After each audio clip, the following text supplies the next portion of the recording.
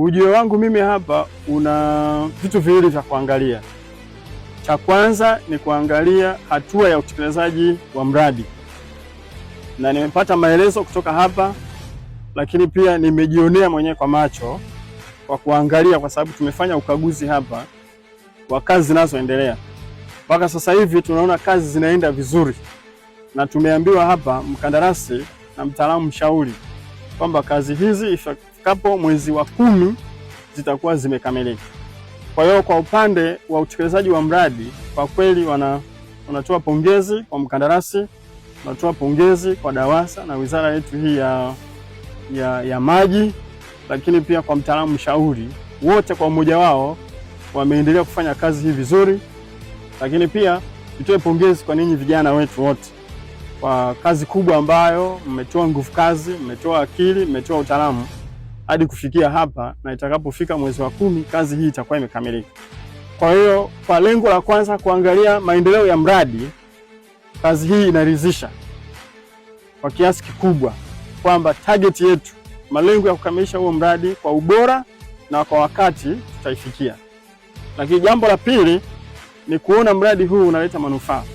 Manufaa kwanza kwa wafanyakazi ambao mko hapa, hasa nyinyi vijana pamoja na wengine wote wanaohusikana na mradi huu, na lingine ni kuona mradi huu sasa unaleta yale matokeo tarajiwa kwamba maji machafu katika kata ya Kawe, kata ya Mbezi Juu, kata ya Kunduchi pamoja na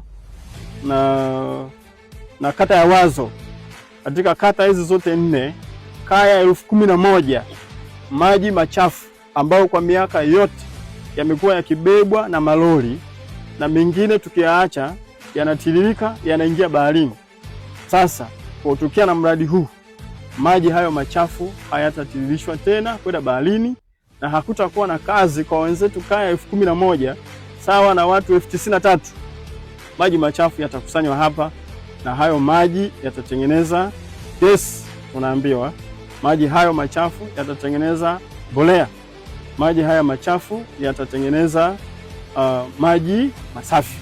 Kwa hiyo ni mradi mzuri wa aina yake kwa sisi watu wa Kinondoni kwa ujumla wetu, kwa sababu pita maeneo ya Magomeni, Mwananyamala, Makumbusho, Kijitonyama, Mikocheni, badala ya kukuta mitaro ya maji masafi unakutana na mitaro ya maji machafu, na hayo mengi yanapita kwenye makazi ambayo ni hatari kwa afya zetu, lakini yanaenda baharini ambayo ni hatari kwa viumbe hai vya baharini, hasa vitoweo vya samaki na viumbe vingine.